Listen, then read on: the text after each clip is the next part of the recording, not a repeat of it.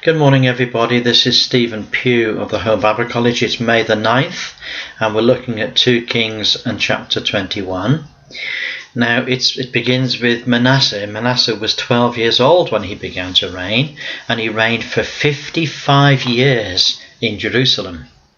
And his mother's name was Hephzibah, and he did that which was evil in the sight of the Lord, after the abominations of the heathen, whom the Lord cast out from before the children of Israel. He built the high places, which Hezekiah his father had destroyed, and reared up altars for Baal, and made a grove, as did Ahab king of Israel.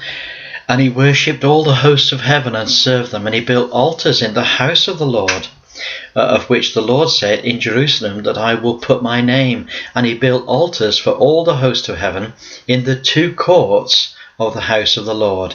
And he made his son pass through the fire, and he offered times, and he used enchantments, and he dealt with familiar spirits and wizards, and he wrought much wickedness in the sight of the Lord, to provoke him to anger.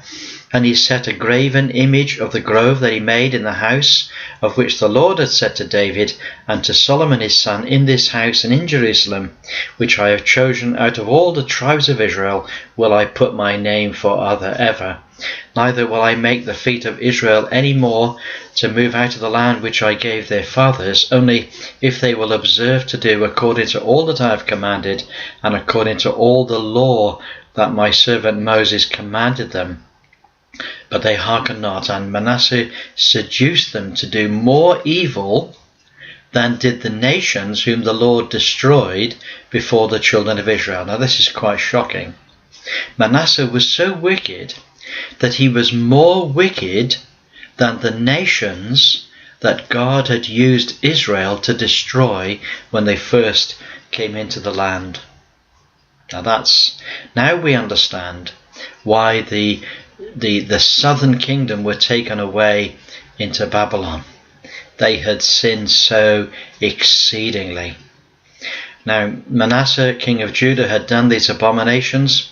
This is what the Lord said by his servants: because he has done these abominations above all that the Amorites have done, which were before him, and hath made Judah to sin with the idolatry. He says, therefore thus saith the Lord, I am bringing such evil upon Jerusalem and Judah, that whoever hears it, both his ears will tingle.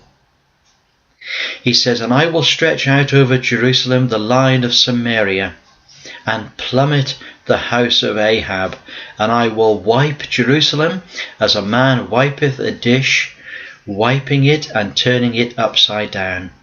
I will forsake the remnant of my inheritance, and deliver them into the hands of their enemies, and they shall become a prey and a spoil to all their enemies, because they have done that which was evil in my sight, and have provoked me to anger, since the day their fathers came forth out of Egypt unto this day. Moreover, Manasseh shed innocent blood very much, till he had filled Jerusalem from one end to the other. And beside his sin, wherewith he made Judah to sin, in doing that which was evil in the sight of the Lord. And that's the life of Manasseh. What a terrible indictment upon the life of Manasseh, that he was so wicked that he made Judah worse than the nations that the Lord had judged before. Ammon, king of Judah, Ammon was 22 years old when he began to reign. He reigned 2 years in Jerusalem. His mother's name was Meshullemeth. He did that which was evil in the sight of the Lord, as his father Manasseh did. And the servants of Ammon rose up against him and assassinated him. Then we have Josiah, chapter 22. Josiah was 8 when he began to reign, and he reigned for 31 years in Jerusalem. His mother's name was Jedidiah, and he did that which was right in the sight of the Lord. You see, all the way through the stories of the kings, we see those that did that which was evil and those that did that which was right. Those that did that which was right, they kept the law, they kept the commandments, they kept the judgments, they kept the precepts of the Lord. Those that did wicked, God judged them, and they went to hell and perished forever. The greatest separation in Old Testament times under the Old Covenant was between those that were righteous, and those that are righteous are those that do what is right, and those that are wicked are those that do what is not right in the eyes of the Lord. It says that Josiah did that which was right in the sight of the Lord, and walked in all the way of his father, of David his father. He turned not aside to the right or to the left. We can hear the cheers going up for Josiah. One of the things that Josiah did in his 18th year is that he sent his servants to Hilkiah the high priest, that he might bring the money into the house of the Lord, and that the keepers of the door would gather the people, and they would deliver the money to the people that were carpenters and builders and masons, so that they could buy timber and stone and repair the house of the Lord. But something happened. What they did is, when they were doing this work, they were clearing out the rubbish of the house of the Lord, they found the scroll of the law.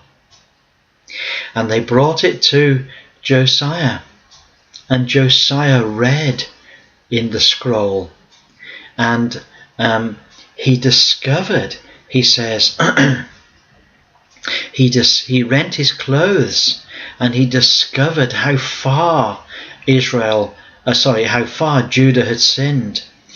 And he said, "Go inquire of the Lord for me, and for all the people, and for all Judah, concerning the words of the book that is found. For great is the wrath of the Lord that's kindled against us, because our fathers have not hearkened unto the words of this book, to do according to all that is written concerning us."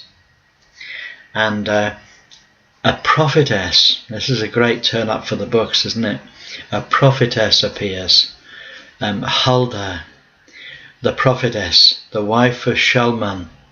She's the keeper. Her father was the keeper of the wardrobe, and she dwelt in Jerusalem in the college, and they communed with her. And she said unto them, "Thus saith the Lord God of Israel, tell the man that sent you to me, thus saith the Lord, behold, I will bring evil on this place, and upon the inhabitants thereof, even all the words of the book which the king of Judah hath read, because they have forsaken me, and have burned incense unto other gods, that they might provoke me to anger with all the works of their hands.